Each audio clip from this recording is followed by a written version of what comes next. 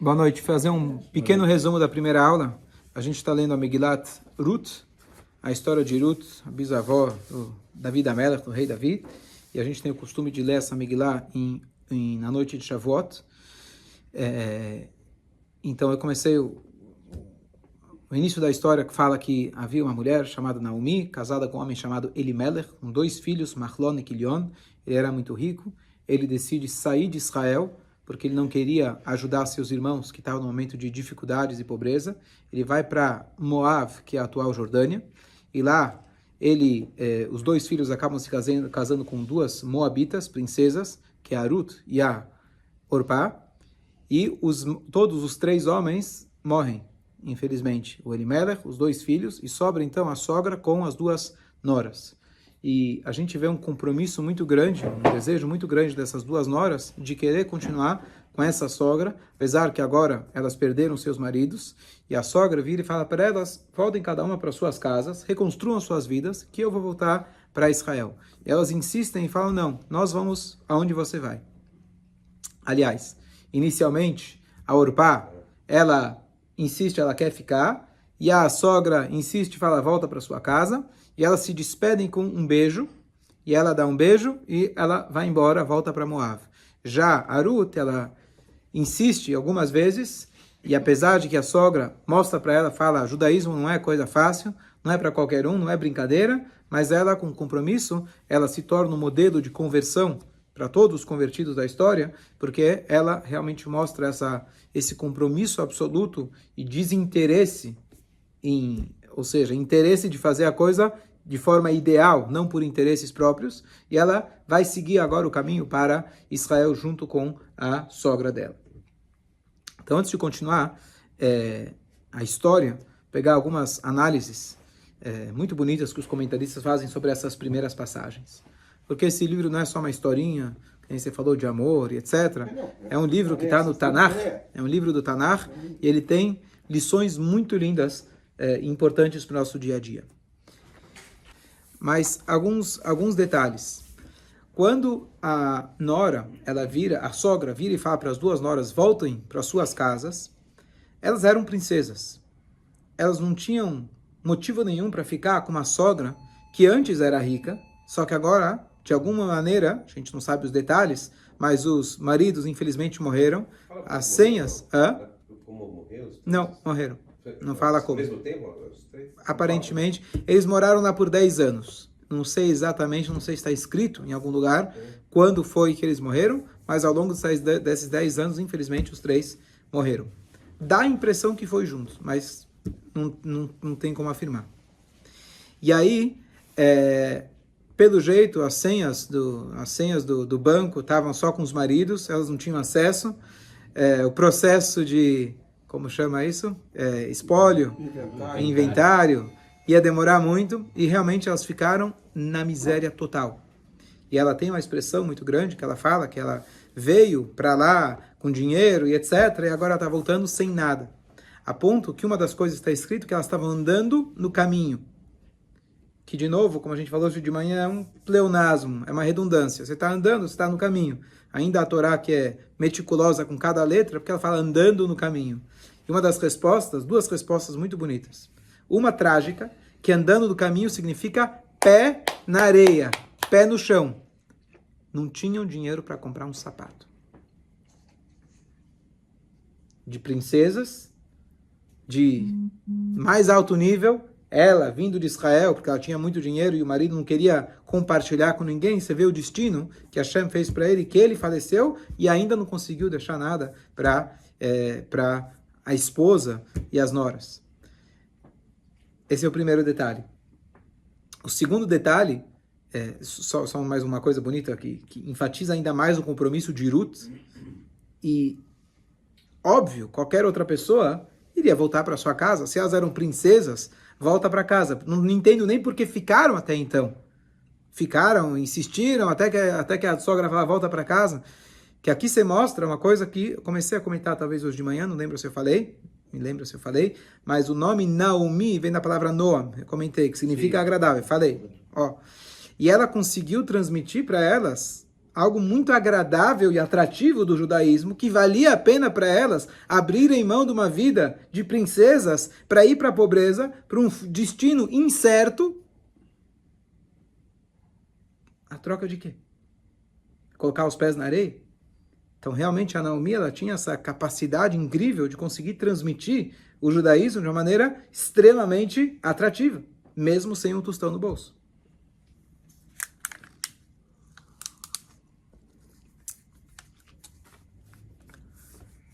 Segunda interpretação, Baderer. A palavra Baderer aparece num outro lugar na Torá que a gente fala todos os dias, algumas vezes. Vou chamar o Velechtecha Vaderer, ao andar no caminho. Existe uma fórmula talmúdica de interpretar a Torá, que chama Gzeirah Shavah, que é quando você tem uma palavra igual, o mesmo uso de uma palavra em dois lugares, nem sempre, mas às vezes você pode aprender uma coisa de uma para outra. Então, um dos comentaristas, ele fala que a Torá faz questão de contar que elas estavam andando no caminho. Quem anda, anda no caminho.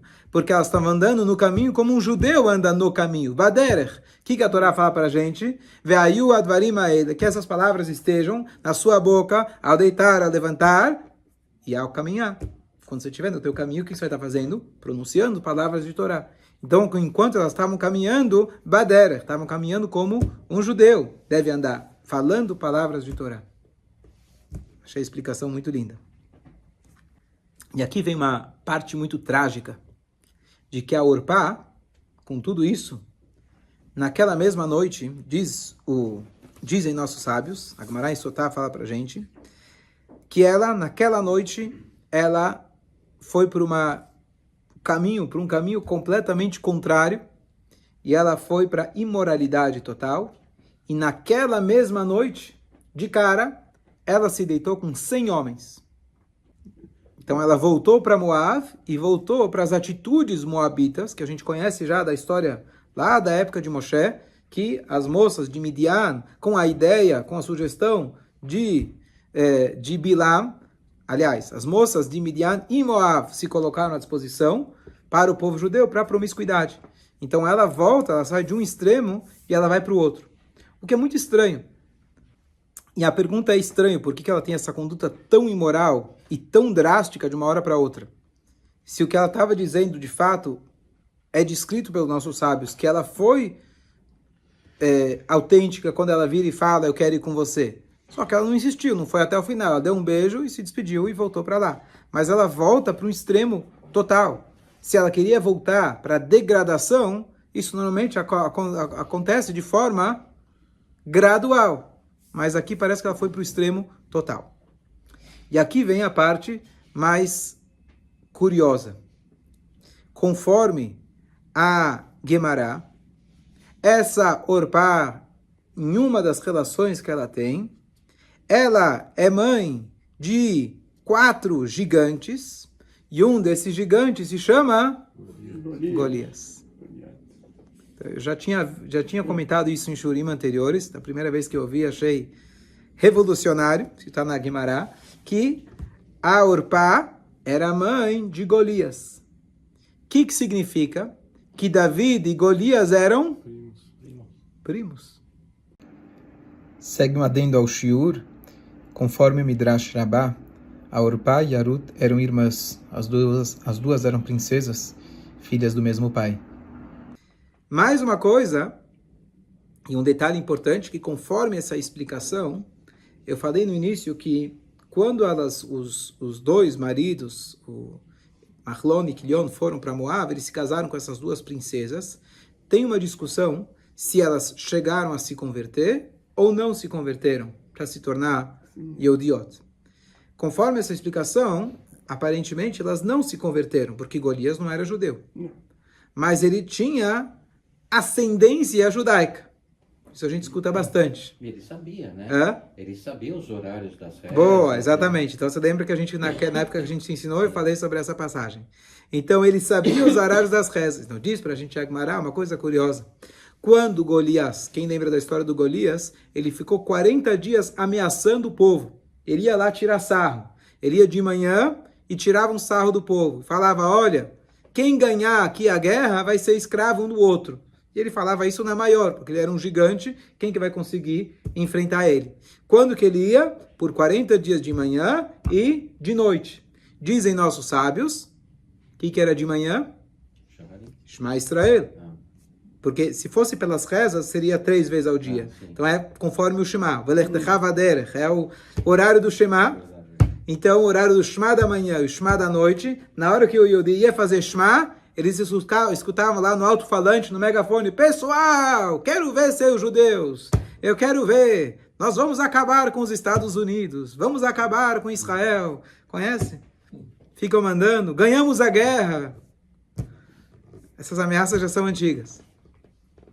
Ficam exigindo como se tivessem ganho. Exatamente.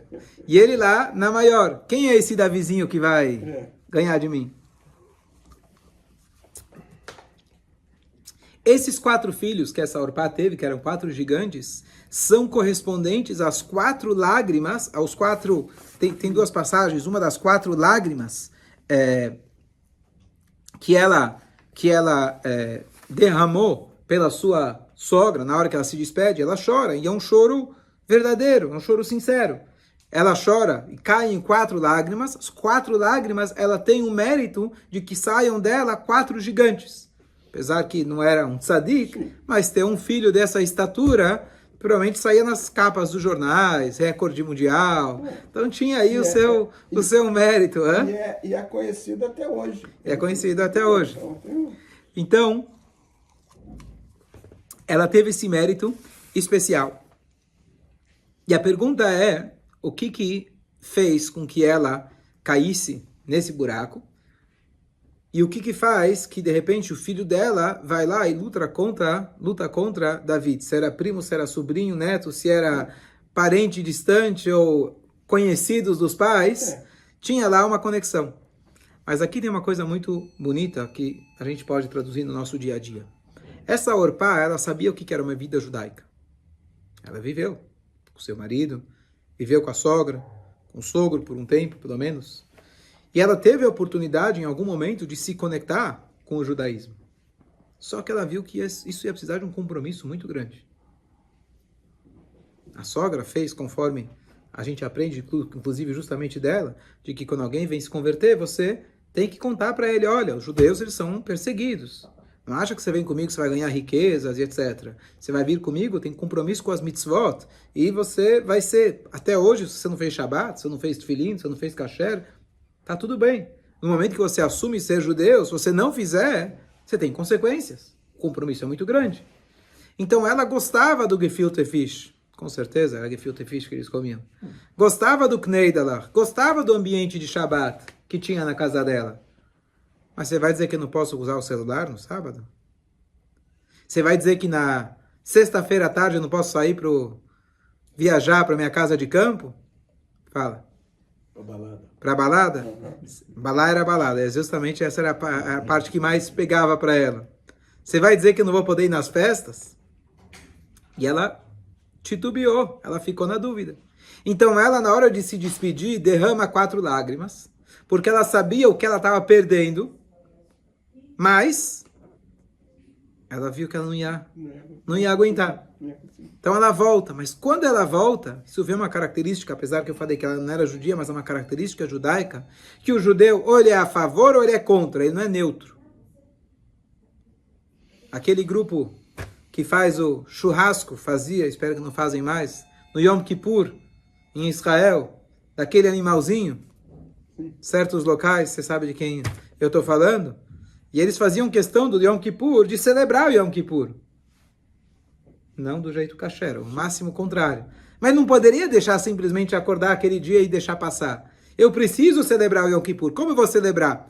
Eu sei que eu deveria estar jejuando, eu sei que meu pai pediu para esse dia eu ir na sinagoga, mas eu não vou fazer isso. O que eu vou fazer? Eu vou tentar apagar meu sentimento de culpa e de obrigação, vou tentar fazer o máximo possível para erradicar isso de mim. Você não vai conseguir. Mas o judeu, ele tenta. O judeu não é neutro em relação à política Israel, sionista. Ou ele é a favor, está postando todo dia a favor, ou, infelizmente, temos jornalistas por aí que são piores que palestinos. Sim. Mas é a culpa judaica, é a maneira dele ser religioso. Essa é a maneira dele ser religioso. A Orpá representa muito isso. E ela, quando naquela noite se despede, ela fica quebrada. Ela está rompida entre dois mundos. Então, para tentar abafar essa sensação, ela precisa compensar com algum remédio, com algum passatempo, escape, válvula de escape muito forte, muito poderosa. A droga tinha que ser muito forte. A droga qualquer não ia conseguir neutralizar aquela sensação, aquele sentimento negativo que ela estava tendo. Então ela vai para o extremo oposto. Ela vai para a promiscuidade máxima. Só que os problemas que nós temos muitas vezes mal resolvidos, diz a psicologia, a genética, de que ele passa para os nossos filhos, querendo ou não. E aquele Golias, que tinha ascendência judaica e sangue biológico, pelo menos judaico, de alguma maneira, ou alguma conexão, ficou nele aquela sensação. E ele lembrava, talvez no subconsciente dele, de que ele deveria ser um homem compromissado. E aí ele faz o contrário. O que ele faz? Ele não vai qualquer dia, qualquer hora ameaçar o povo. Ele vai na hora que eles estão falando, Shema Israel. Quantos dias ele vai? 40 dias. Que lembram 40 dias?